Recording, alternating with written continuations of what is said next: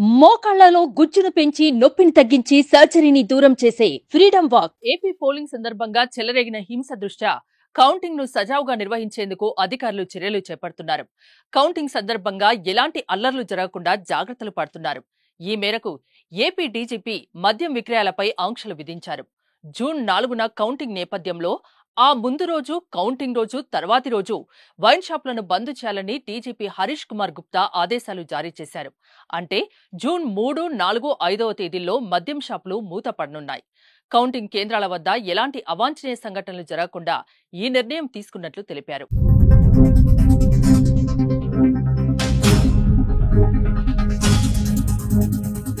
దీంతో పాటు ఓట్ల లెక్కింపు జరిగే కేంద్రాల వద్ద కట్టుదిట్టమైన భద్రతా ఏర్పాట్లు చేస్తున్నట్లు డీజీపీ వివరించారు.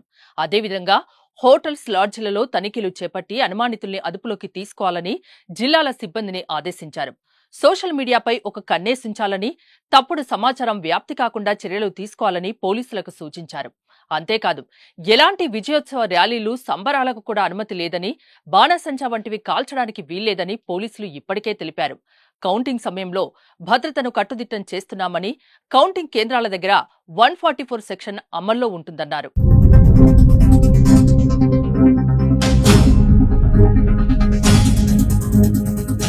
సుమన్ టీవీలో మీ పర్సనల్ అండ్ బిజినెస్ ప్రమోషన్స్ కోసం కింది నెంబర్కి కాంటాక్ట్ చేయండి.